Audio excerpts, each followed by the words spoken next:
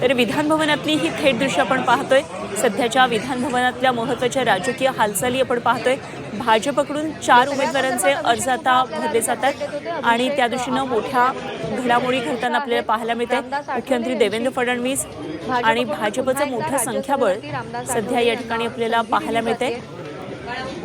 केंद्रीय सामाजिक न्याय राज्यमंत्री आहेत रामदास आठवले, विनोद तावडे, भाजपनं राज्यसभेसाठी मायाताई इनवते सगळेजण आता भाजपचे हे उमेदवार अर्ज भरण्यासाठी या ठिकाणी पोहोचलेले आहेत।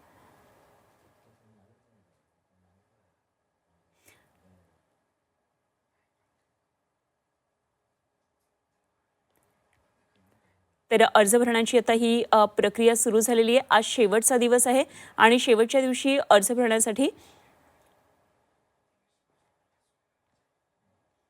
भाजपचे सगळे नेते आपल्याला विधान भवनामध्ये आज पाहायला मिळतात।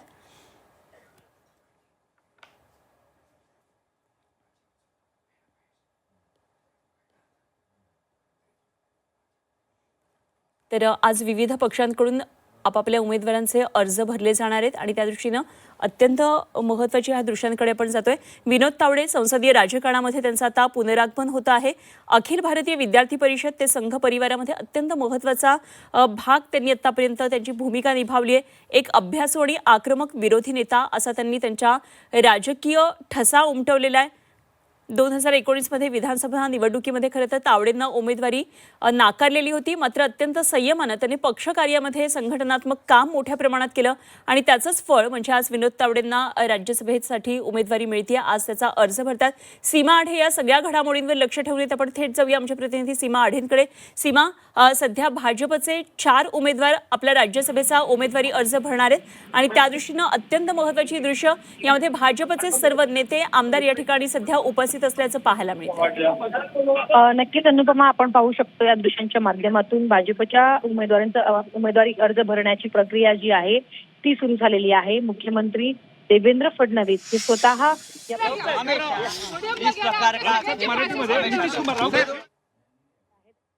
या दृश्यांच्या माध्यमातून आपण पाहू शकतो विनोद तावडे यांच्यासह पक्षाचे जे महत्त्वाचे नेते आहेत ते या ठिकाणी उपस्थित आहेत। सोबतच महाविकास आघाडीचे जे नेते आहेत ते सुद्धा या ठिकाणी आपल्याला पाहायला मिळत आहे। नेत्यांच्या उपस्थितीमध्ये शरद पवार यांच्या राज्यसभेच्या उमेदवारीचा अर्ज या ठिकाणी भरण्यात आला आणि आता या ठिकाणी मोठ्या प्रमाणात आपल्याला नेत्यांची गर्दी जी आहे ती पाहायला मिळत आहे। फडणवीस यांच्या उपस्थितीमध्ये भाजपच्या उमेदवारांचे उमेदवारी अर्ज भरले जात आहेत, तर दुसरीकडे महाविकास आघाडीच्या नेत्यांच्या उपस्थितीमध्ये शरद पवार यांचा उमेदवारी अर्ज जो आहे तो भरण्यात आलेला आहे।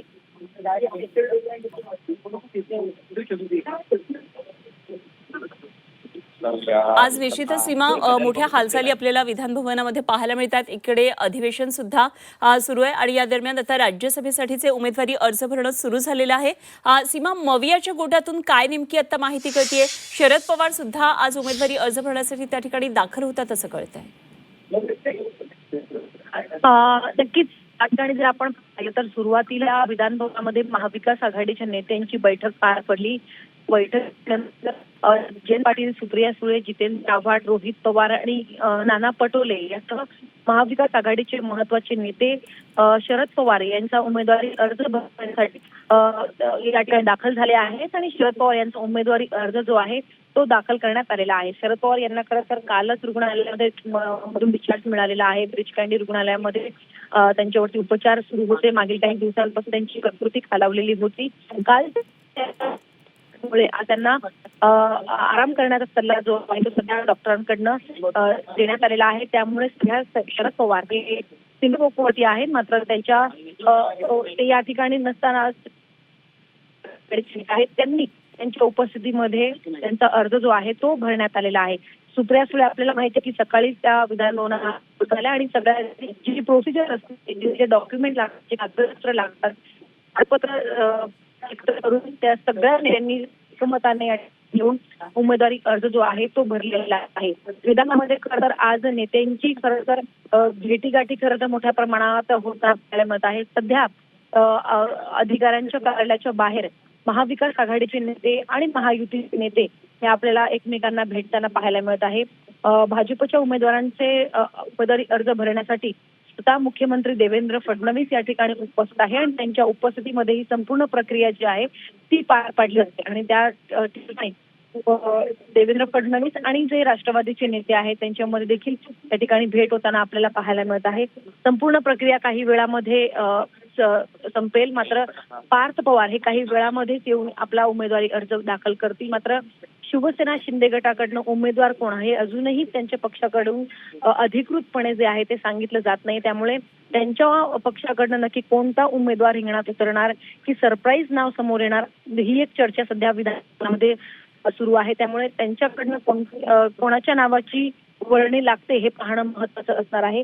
थोड्याच वेळामध्ये सुनेत्रा अधिकारी सीमा, निश्चितच आपल्याकडून अशीच माहिती जाणून घेत राहूया. तुर्तास धन्यवाद दिलेल्या सगळ्या या सविस्तर माहितीसाठी.